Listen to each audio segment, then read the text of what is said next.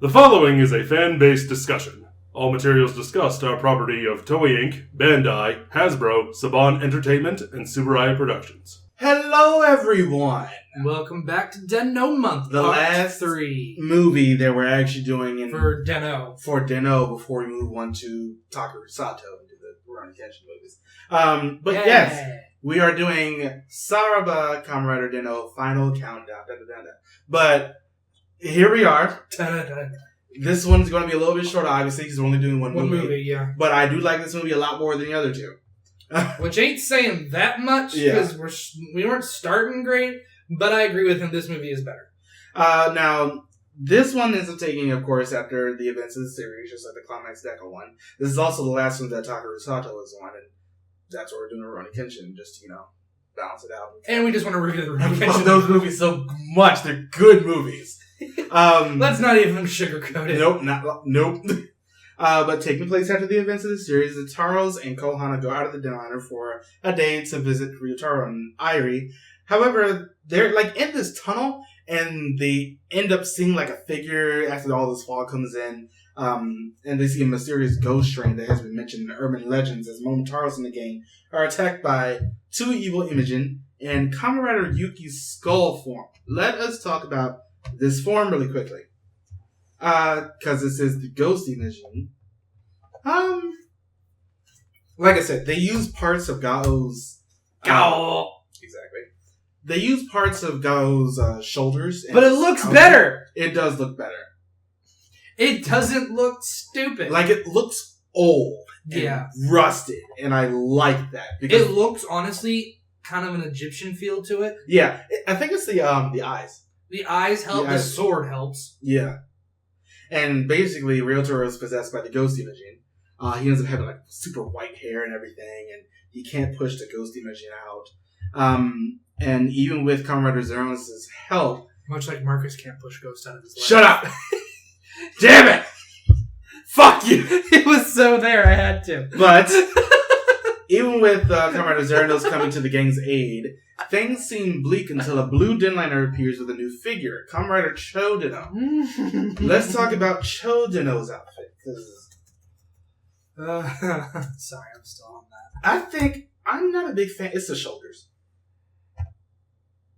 Really? The eyes kind of do... I understand what you're saying about the shoulders.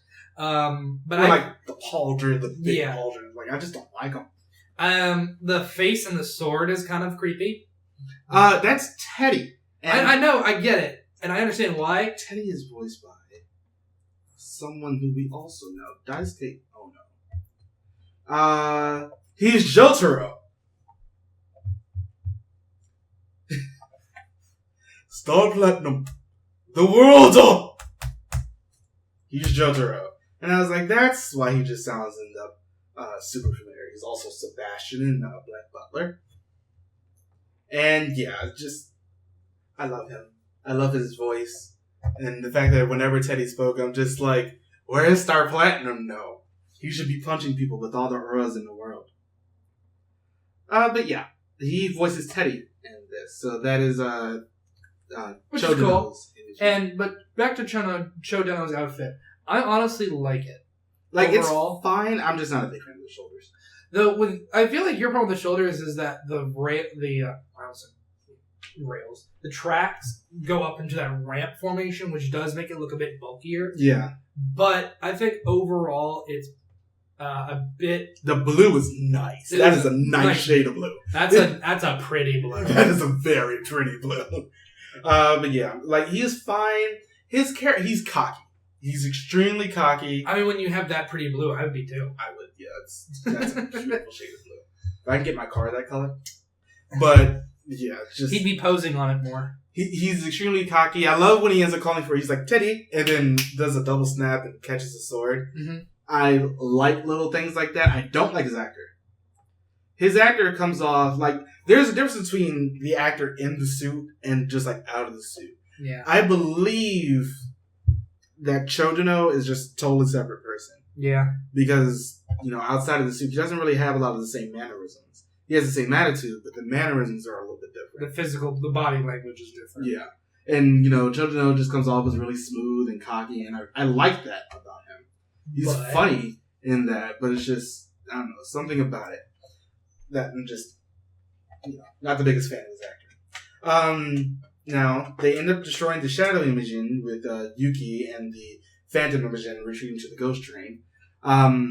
And Owner, of course, because Owner is the best character, ends up introducing this guy as Kotaro Nogami, Ryotaro's grandson from the future, and his Imaging Teddy.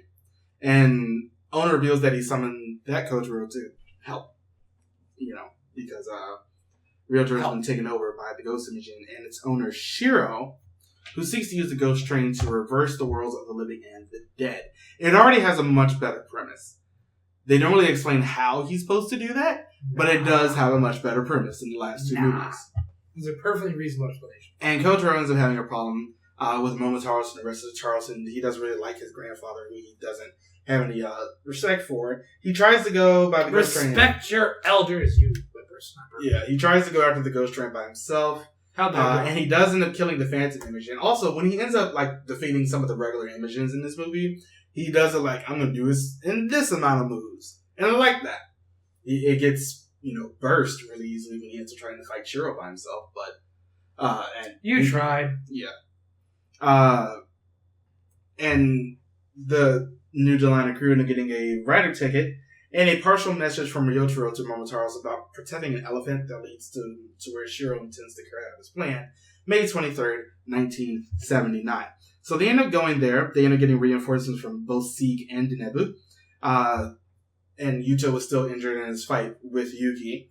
They end up meeting people who end up resembling Ryotaro's sister and the other two guys who are always in the cafe. Mm-hmm. They are not able to find an elephant except for a traditional drawing, except the one in the middle of town who's taken from a future point in time. Kotaro just doesn't believe that Ryotaro is a strong person, but Ryotaro is a very strong character, and that makes it, just that much bigger. The elephant is not an elephant. It's basically just a denliner, the Dio denliner, after they end up seeing that at the end of the movie. But here's what I was talking about. We're going to go ahead and skip ahead, because there's this girl who Shiro was in love with, who died, but she, he wanted really badly to bring her back alive, so he just ends up trying to bring everyone and switching the worlds around. The girl's just please don't. But he does anyway, or at least he tries. And this is what I was talking about, because Owner ends up coming out. He gives everyone their own belt and a denliner pass, and they all are transforming. And there's just this gigantic battle, of them just fighting a whole bunch of mooks and everything. And it's so much better than the climax scene from the I'm Born movie. It's just big. Sieg goes out and fight. After a little while, he was just I guess. And then he ends up doing that. Denebens was going to fight along with Yuto. And Chodano was injured. He ends up coming back in this. They end up fighting. They get Ryotaro out. And they end up killing the Ghost Imaging. And Shiro ends up taking that belt and transforming to his own version of the hijack form, which is slightly different colored. It's a great final battle. I love the whole thing where Momotaro is going out and they are riding on horses, and Ryotaro gets in a liner form and he tries to get on the horse and he gets on it backwards, so it kicks him off.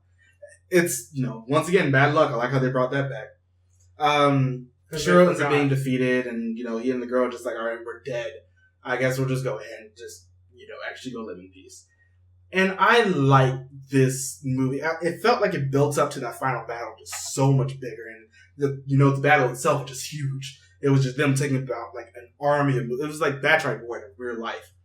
And I think that's what made me appreciate it just that much more. I really, really liked this movie in comparison to the other two that we have already reviewed. Yeah.